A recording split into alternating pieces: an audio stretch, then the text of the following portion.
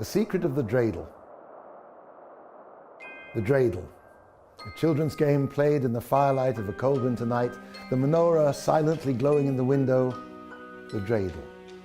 Four sides spinning around the still point in the turning circle, spinning so fast that its sides blur into nothingness, the dreidel. So seemingly insignificant, and yet this little dreidel contains the story of the Jewish people, the history of the whole world. Our story starts not with the miracle of Chanukah, but 1,437 years earlier with Jacob's ladder.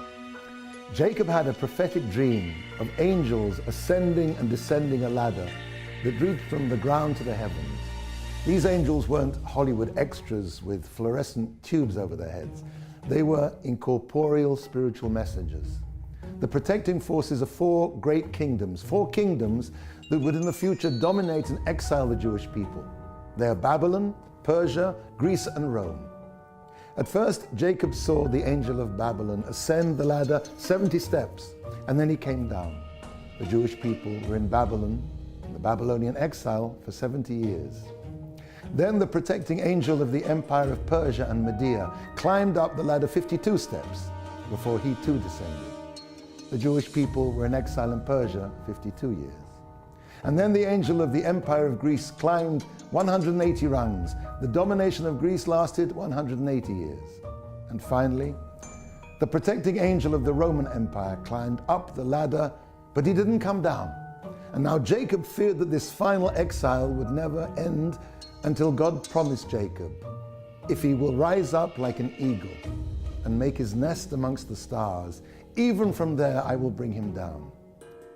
We're still in that final exile, in the softly asphyxiating embrace of Rome's spiritual heirs.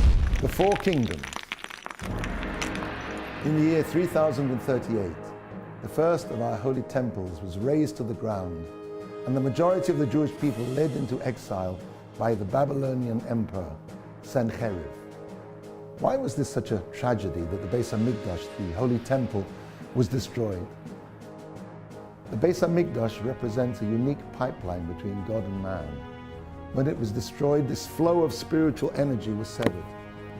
Now this level of connection is linked to the Hebrew word nephesh, as it says in Vayikra, when a soul, nephesh, will bring an offering. Nephesh begins with the Hebrew letter Nun. Nun represents the kingdom of Babylon. In Megillat Esther, Haman found the final solution to the Jewish problem, genocide. The exile of Persia and Media represents the threat to the body of the Jewish people, the guf, the physical threat of annihilation. Guf begins with the letter Gimel, which stands for the Persian and Median kingdom. Now Greece, on the other hand, represents the attack on Torah, the wisdom of Israel. The Hebrew word for intellect is sechel. The Greeks weren't interested in the physical destruction of the Jewish people. Rather, they wanted to destroy the spiritual core of Judaism, the Torah, and leave a Hellenized hulk that would conform to the Greek norms of aesthetics, drama, the superficial wisdoms. Seichel begins with the Hebrew letter Sin, and that's the letter of the kingdom of Greece. The fourth kingdom, Rome, is the summation of all the other exiles. At the beginning of their domination, the Romans, like the Babylonians, stopped the bringing of offerings in the temple.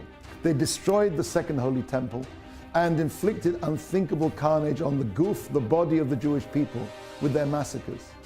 After the massacre at Beitar, they used Jewish blood as fertilizer for 7 years. At first, Rome was the intellectual scion of Greece, but with the conversion of the Emperor Constantine to Christianity in 313 of the Common Era, the Catholic Church then became the spiritual heir of the Roman Empire.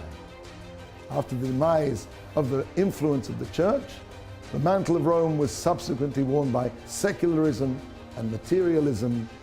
These are the spiritual incarnation of Rome in our own times. Rome is all the exiles rolled up into one, and thus it is represented by the Hebrew word hakol, meaning all, and its first letter is the letter He. Take a still point in the turning circle. Where is the point at the center of a circle? Can you define it? And yet it exists.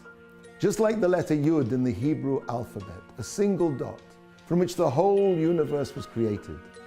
This is the threshold of existence. There is a still point in that turning circle. And around that dot turns the whole world.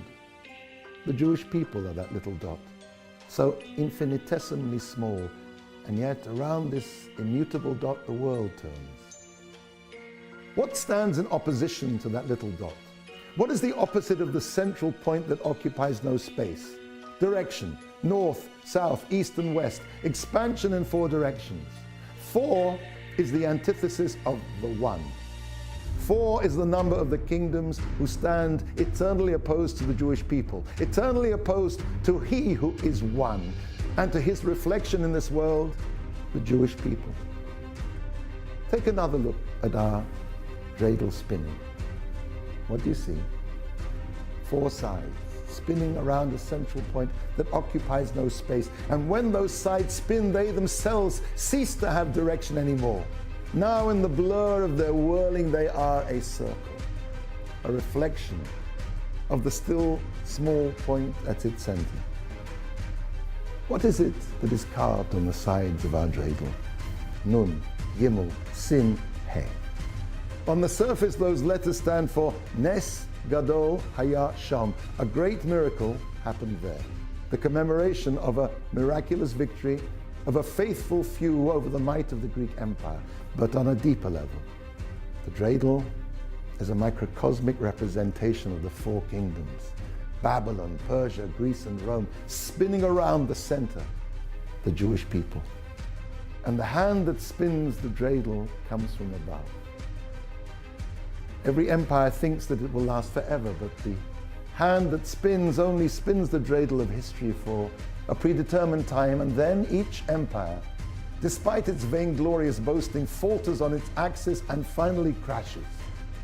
Hebrew letters have numerical values. If you add up the numerical value of Nun, Gimel, He and Shin, Sin, you will have 358, which just happens to be the numerical value of the gematria of Moshiach, the Messiah, whose coming we await daily. The dreidel, a children's game played in the firelight of a cold winter night, the menorah silently glowing in the window, the dreidel, its 4 sides spinning around the still point in the turning circle, spinning so fast that its sides blur into nothingness. The dreidel, so seemingly insignificant, and yet this little dreidel contains the story of the Jewish people, the history of the whole world.